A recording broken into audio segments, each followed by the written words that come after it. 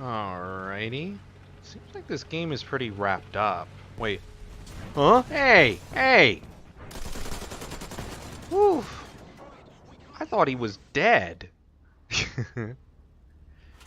Okay, on the repair. Shouldn't take too long. Is that our plane? No. Yeah, it is. Good. Ooh. Ooh. Oh man, my side skirt's gone. Whoops. Oh hey, Panther. You're not going anywhere. Just make sure you're alive, and boom. There we go. And that's pretty much a GG. Nice. Victory.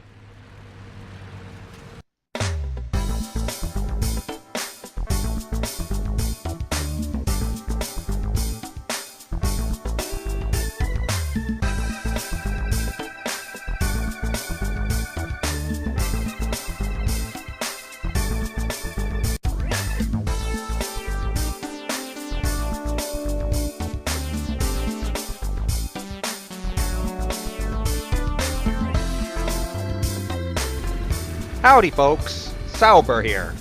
Welcome back to the channel.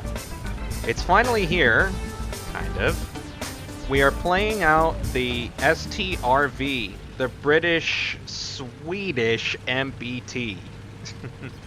The STRV-81 is essentially a British Centurion Mark III main battle tank with, you're seeing that right, 3 SS-11 ATGM missiles.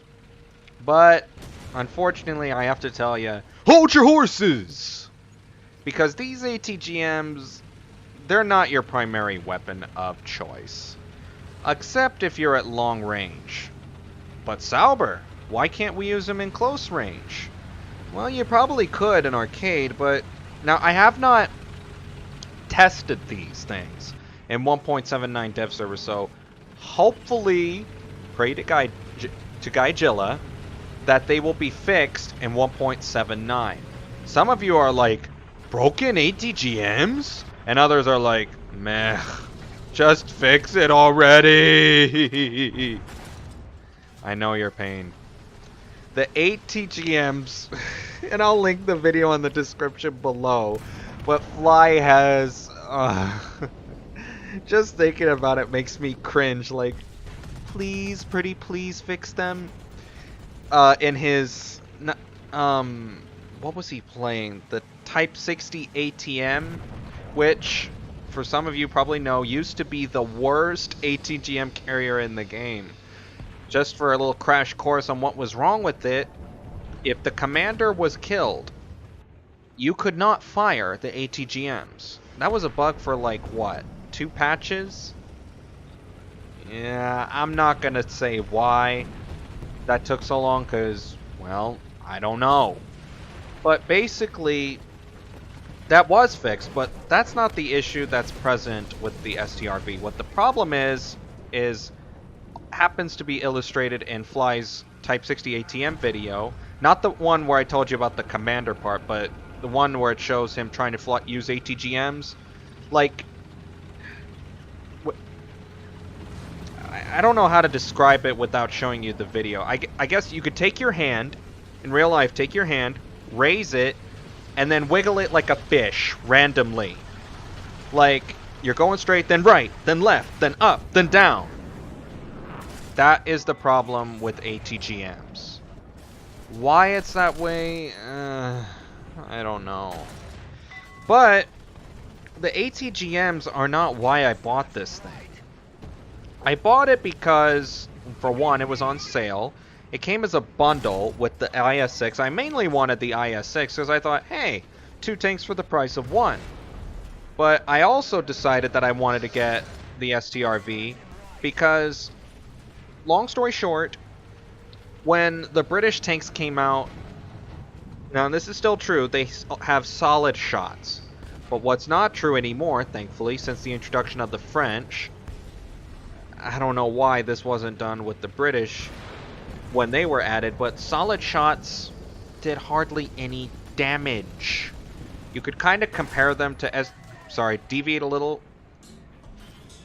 I don't know how that Lorraine did not kill me, because I only got his loader. But I guess maybe I got... I don't know. Because normally he can reload in 4 seconds. I shot him. When I saw he was still alive, I was like, I'm dead. I'm dead. But he didn't shoot back.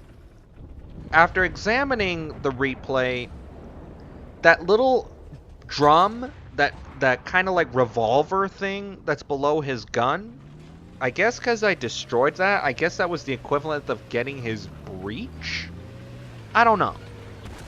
But anyway, going back to the British and solid shells, you can kind of compare them to APCR, where it'll hurt crew, it'll take out some modules, but it will not detonate the ammunition.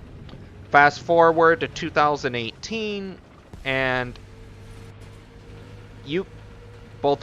this applies to both the French and the British, but essentially anyone that uses a solid shell like AP, APC, or APCBC without explosive filler, you can detonate ammo now. You can also do that with both Sabo rounds too. When I say both Sabo, I mean the fin stabilized variant and the original non-fin stabilized variant. So that mainly why I did not go very far down the British tree. I only made it to like, I think the beginning of tier 3, end of tier 2. But since I got this, I've been on and off playing more of the British.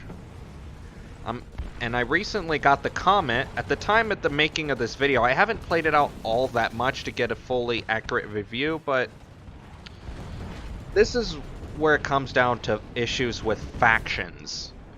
And as you may know, that is like, for example, Allies versus Axis, or NATO versus Warsaw Germany Pact.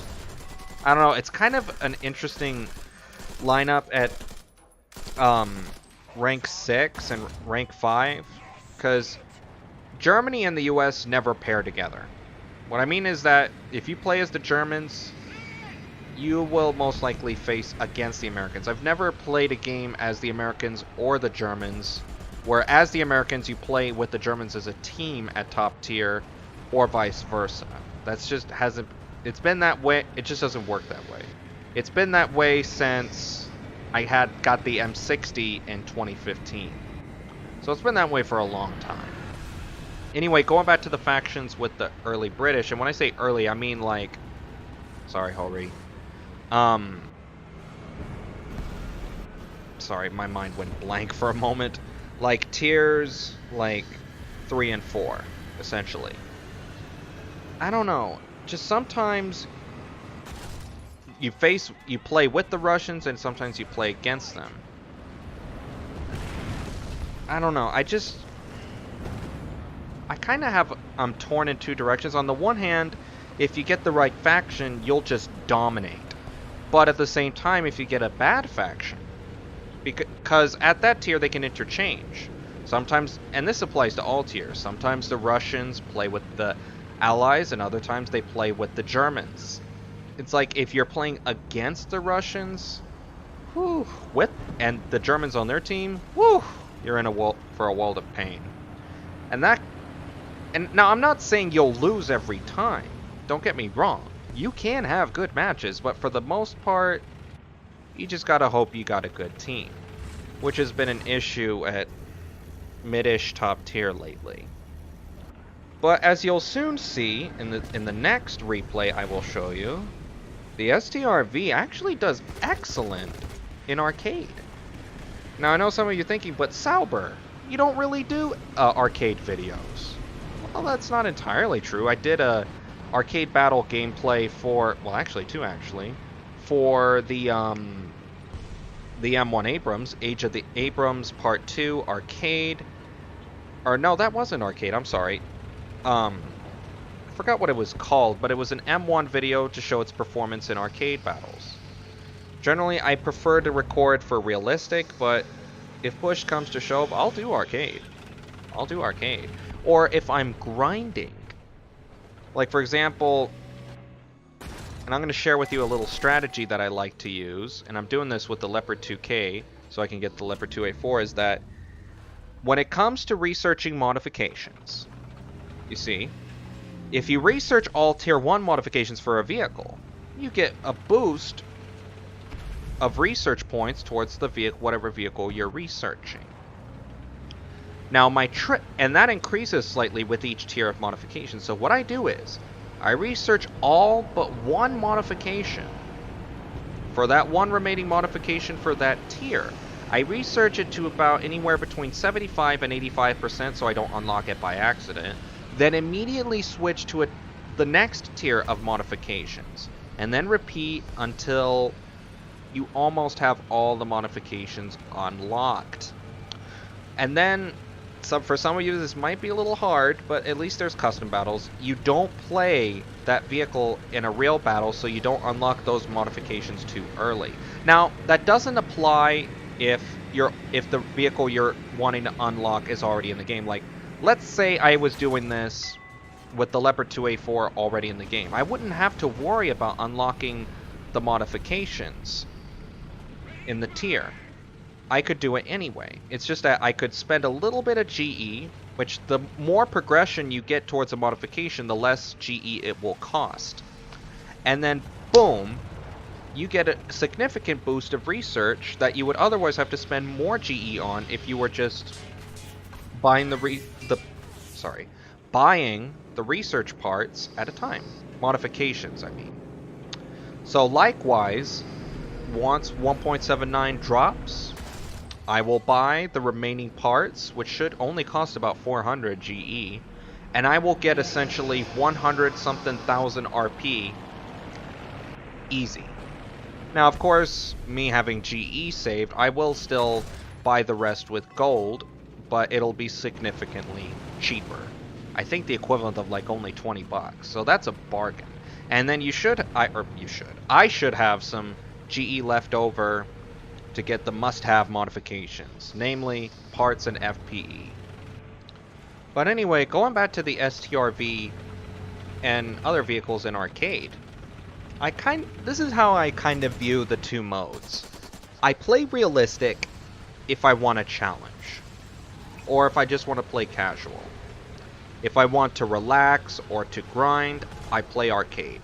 And here's why. I mean,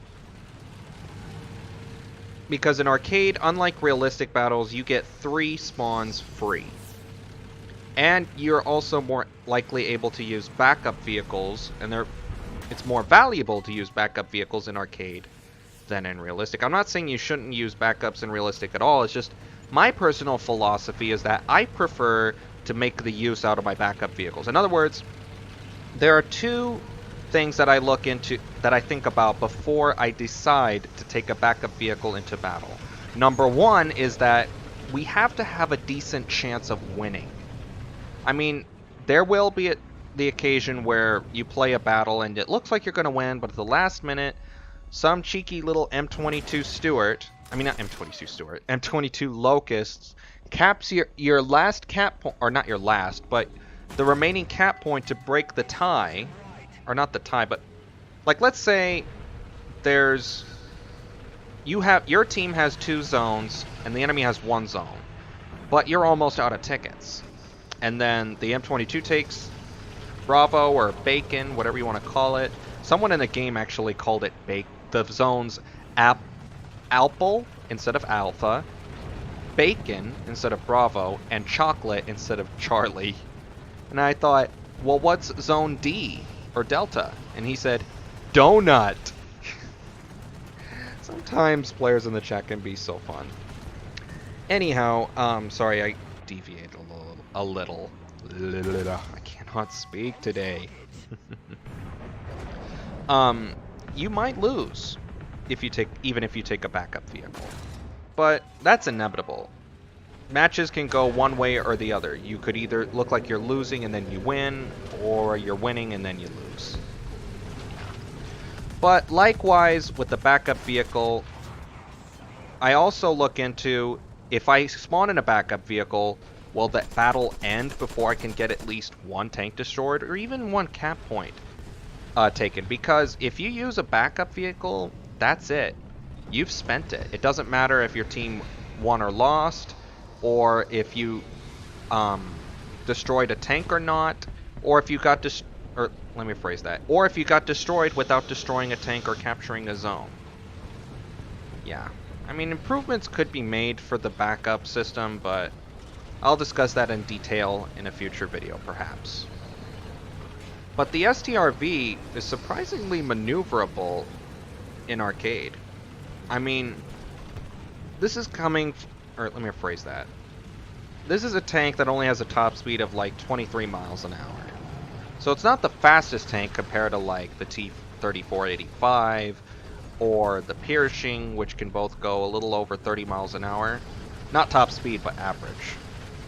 But the STRV, it is very maneuverable in arcade. And if you can make use of cheeky spots like you saw there, you penetrate the armor in one shot. You gotta love it. And if you recall me mention earlier, if I had tried doing that in like, I don't know, 1.57, I forget what patch number it was that the British were added, that would not have happened. I would have made the ammo black and no kaboom. I mean, sometimes that will happen even if you use APHG, where I don't know how that works, but there's like, I guess, random number generator, RNG, where you'll hit an ammo rack and it'll go black, but no explosion. And I've experienced that from both sides of the spectrum. In other words, like, I've shot a tank's ammo rack black and it didn't explode, and I've had my ammo rack shot black and it didn't explode. So it kind of makes you think, huh, will it or will it not? I mean, generally, for the most part, if you hit an ammo rack, it'll go kaboom. But there will be that chance, thankfully a rare chance, that that will not happen. So finally, to discuss the Centurion Mark V AVRE that was mentioned in the title card. Now, as you may know, that is the first rank 5 British premium for the British. About time, really. But my concern about it is that it's essentially a mobile artillery. Now, I'm not saying it's a bad tank. I'm just saying that it'll probably have a bit of a learning curve. If you saw in Fly's video, it's rather difficult to aim past 800 meters. Because you have to aim the gun so high to the point, and even if you do like the rangefinder thing, you know, where you press the plus and minus keys to adjust the gun sight, it'll go dark, like you can't see. Now, sadly, that's not necessarily a bug, because I've encountered that issue with other tanks like the Holo or the Storm Panzer, that sort of thing. So, could it be a bug? Maybe. But it would be nice to see a change made for that. So where you can aim farther.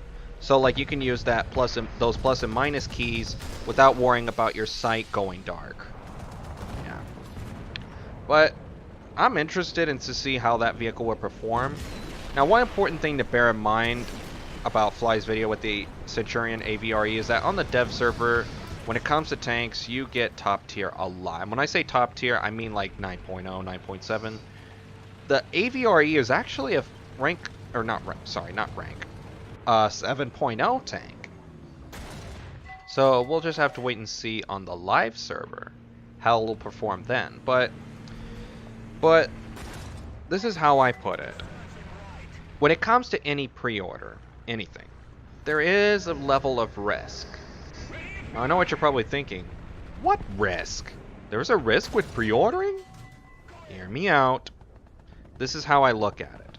When it comes to pre-ordering any item, you run the risk of obtaining it when it comes out, and then you're like, this isn't what I expected.